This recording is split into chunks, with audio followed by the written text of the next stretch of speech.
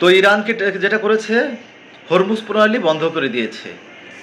তো হরমুজ প্রণালী বন্ধ করে দেওয়াতে ইউরোপ এবং আমেরিকা উদ্বিগ্ন হবে, এবং এটা বন্ধ করা যে স্বাভাবিক একটা প্রক্রিয়ারই অংশ, এটাকে আমাদের বুঝতে হবে। কারণ এখানে যারা যে তেল রপ্তানি হয় বা তেল আনা নেওয়া করা হয়, সেটা ইউরোপ এবং আমেরিকার।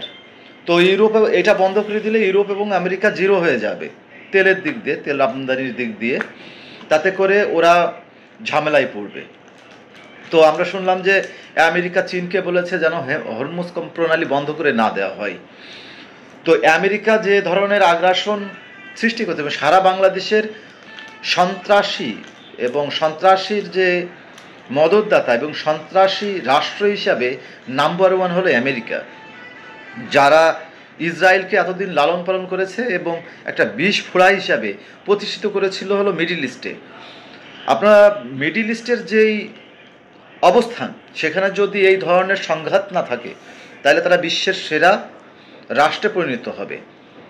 তো আমরা অনেক সময় দেখি যে আমরা মনে করি যে তেলের কারণেই বুঝি মধ্যপ্রাচ্যে আমেরিকা এত কিছু করে। আসলে মূলত ব্যাপারটা তা না। ব্যাপারটা হলো, আপনি যদি একটু স্থিরভাবে ভাবেন যে মধ্যপ্রাচ্য হলো প্রত্নতন্ত্র নিদর্শনের একটা ক্ষেত্র, এবং সেখানে কিন্তু অনেক সুন্দর সুন্দর জায়গা আছে, পর্যটন কেন্দ্র আছে। যে একবার যদিও এই রাষ্ট্রগুলো স্বাভাবিক হয়, তাহলে ইরানের মতন রাষ্ট্রে শত শত কোটি পর্যটক যাবে। এবং পর্যটক শিল্পটা আপনারা জানেন যে খুব সহজেই ইনকামের একটা মাধ্যম, এবং প্রচুর বৈদেশিক মুদ্রা অর্জন হয় এর মাধ্যম থেকে। তো এই জিনিসটা হবে। তো পাকিস্তান, যেমন পাকিস্তানে যদি কোনো সংঘাত না থাকে, তা ভারতের চেয়ে পাকিস্তানে কিন্তু বেশি লোক যাবে, আফগানিস্তান, এই রাষ্ট্রগুলো। তো যেটা হবে যে এই হরমুজ প্রণালী বন্ধ করে দিলে রাশিয়ার তেমন কোনো ক্ষতি হবে না, ওরা চীনের ক্ষতি হবে না, কিন্তু বিপদের সম্মুখীন হবে হলো আমেরিকা এবং ইউরোপ। তো যার জন্য এখন চীনের কাছে রিকোয়েস্ট করছে যে এটা যেন বন্ধ করে দেওয়া না হয়। আমাদের উচিত সারা বিশ্বের যেসব শান্তিকামী রাষ্ট্র, তাদের প্রত্যেকেরই এই আমেরিকার বিরুদ্ধেই যুদ্ধ ঘোষণা করা। কারণ একমাত্র সন্ত্রাসী রাষ্ট্র যে আমেরিকাকে ধ্বংস করতে পারলেই মনে হয় যে পৃথিবীতে কিছুটা শান্তি কায়েম হবে।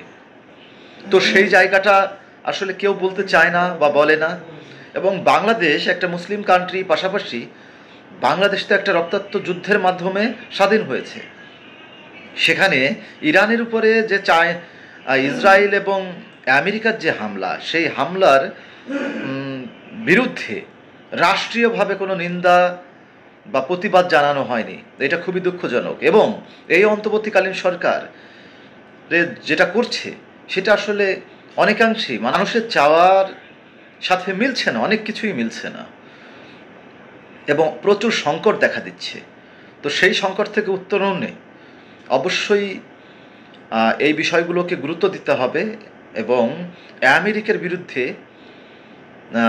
সারা বিশ্বের যে রাষ্ট্রগুলো আছে, এমনকি মিডল ইস্টের উচিত সবগুলো রাষ্ট্র একত্রিত হয়ে ইসরায়েলকে শেষ করে দেয়া, ধ্বংস করে দেয়া। কারণ ইসরায়েল রাষ্ট্রটার জন্মই অবৈধ, এবং তার পরবর্তীতে তাদের যে জারজীপনা, সেটা তারা দেখিয়ে দিয়েছে। আর তার উপরে আছে তার জারজ পিতা আমেরিকা।